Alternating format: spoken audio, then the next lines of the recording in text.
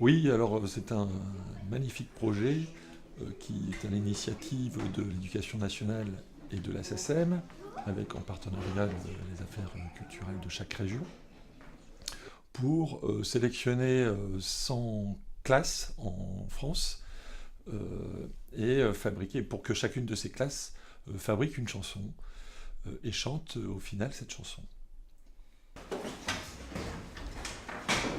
Voilà, alors vous avez tous reconnu monsieur. Vous pouvez me rappeler comment il s'appelle et ce qu'il fait dans la vie et pourquoi il est là aussi surtout, hein.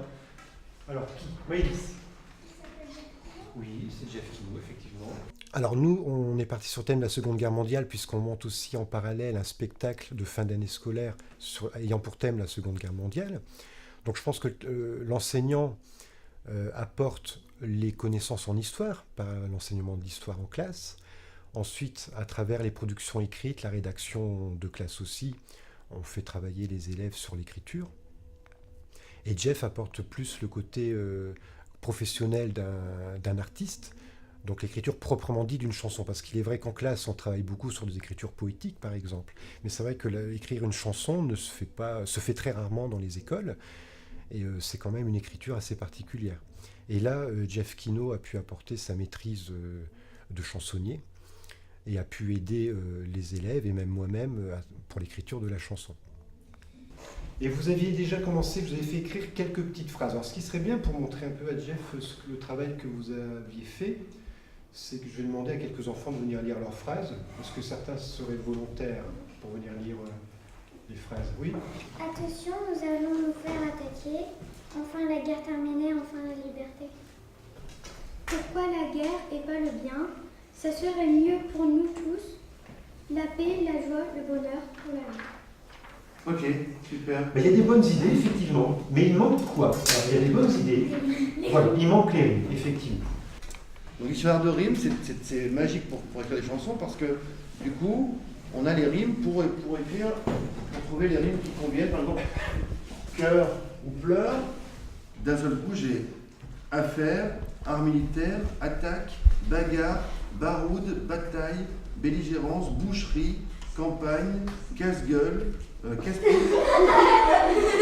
Ce que je vais essayer de vous faire passer, c'est le bout des mots et vous montrer que les mots sont magiques et les mots peuvent être rigolos aussi.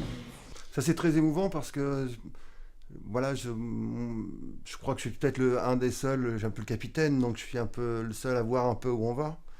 Et les enfants ou les professeurs ne savent pas du tout ce qui va en résulter. Donc j'avais dit ensuite James et Mathéo. Ailleurs, c'est bien. C'est bien, oui. D'ailleurs, du coup, et en plus, ce qui est magique avec ce mot ailleurs, c'est qu'à chaque fois, on va voir ailleurs. Voilà. 2, 10, ça fait 9, le second. Ok, très bien. Bon, là, on va dire qu'on a trouvé pas mal de vers avec le mot cœur. Hein. Par contre, là, il va falloir nous trouver une rime en haut parce qu'on a choisi de mettre A, B, A, B. Ok? Avec ces espèces du 10. Les Allemands nous ont brisé le cœur. Exactement. Non, allez, qui a une autre idée? Quoi d'autre? Alors Hugo. plein de gens qui meurent à cause des artilleurs. C'est vrai que le travail d'écriture en soi, si ça leur donne envie d'écrire eux-mêmes des textes de poésie ou de chansons ou autre chose, hein, des nouvelles, si ça leur donne envie, déjà, ça c'est super. Si ça leur donne envie aussi d'en écouter ou d'en lire, ça c'est magnifique. De toute façon, un monument, ça doit une fille appelée ça peut aller. Ça peut aller, effectivement. Donc on essaye, dans le refrain, d'avoir une idée générale, donc on essaye de faire un plan large, avec une grande idée, une idée générale. On aimerait que ça se reproduise jamais. Alors je vais noter. Ça s'est fait la 3e session, je crois, de mémoire, parce qu'il fallait d'abord que les enfants aient commencé à créer pour qu'après, l'intervention de la SSM ait du sens. Et donc cette intervention, effectivement, ça s'est fait pendant un court moment, hein, puisque c'est quand même des jeunes élèves, donc un court moment, d'une manière très simple, où j'ai expliqué ce que c'était qu'un auteur, un créateur, hein, ce que c'était qu'une œuvre, tout simplement, qu'est-ce que c'est qu'une œuvre, ce que c'était que la création, et ce que c'était la gestion collective d'une manière générale, donc comme la SSM, une société de gestion collective comme la SSM. Et puis ensuite, on a parlé du droit d'auteur pour qu'ils comprennent bien qu'une chanson appartienne à un auteur et que quand cette chanson est utilisée en public ou alors si cette chanson est reproduite, eh ben, ce créateur doit toucher des droits. Voilà. Comme eux pourraient éventuellement prétendent en toucher puisqu'ils ont créé la chanson et qu'aujourd'hui, par exemple, elle est diffusée face à un public. Et là, moi, je suis chez moi, j'ai le texte que j'ai un peu remis en place, un peu remodelé, et d'un seul coup, je trouve une mélodie pour les couplets, pour les refrains, pour le pont, et moi, déjà, je suis super content chez moi de réussir à le refaire, parce que c'est presque un mode opératoire magique, hein. Et donc je suis content et je suis impatient de leur présenter ça. Aujourd'hui vous allez découvrir vos mots mis en musique. Parce que en fait j'ai repris toutes vos phrases, tous vos vers et je les ai réorganisés et j'en ai fait une chanson. Donc j'ai mis de la musique là-dessus et donc vous allez avoir l'opportunité de l'entendre. Vous êtes prêts ? Oui. On l'a fait. Alors j'ai mis un O au début histoire qu'on s'amuse. Hein.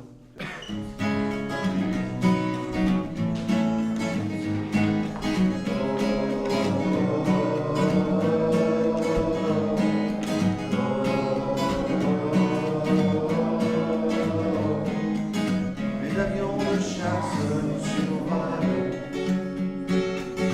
Nous vivons très bien. La rumeur des Allemands affole parce qu'ils s'aiment les bombardements qui sur la terre font 6 milliers de victimes.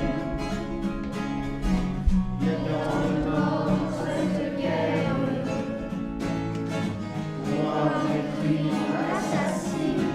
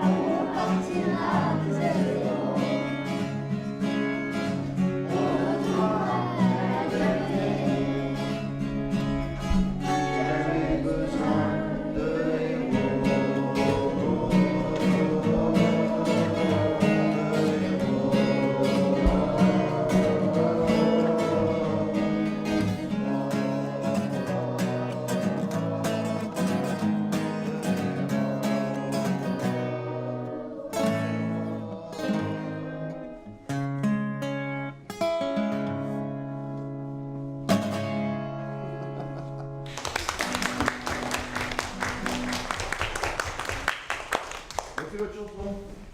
Vous la reconnaissez ? Oui. Hein. On a retravaillé à plusieurs reprises cette chanson, parce que entre l'écriture et ensuite la mise sur musique, il a fallu modifier quelques phrases ou des rimes, où je trouvais des synonymes qui fonctionnaient un peu mieux sur le rythme de la chanson. Donc c'était tout un travail avec Laurence aussi, notre dumiste, qui est intervenu.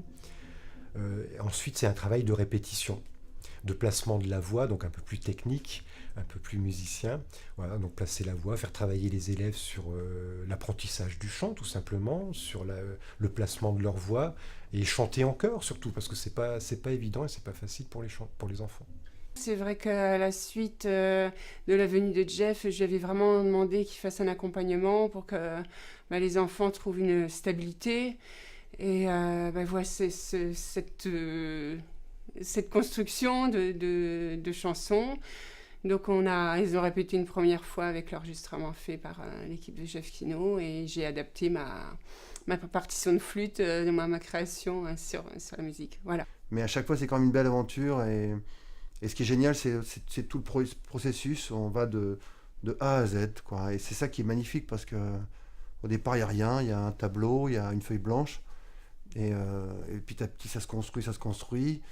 Il y a les répétitions où d'un seul coup, les enfants ou les adultes deviennent des interprètes, des artistes.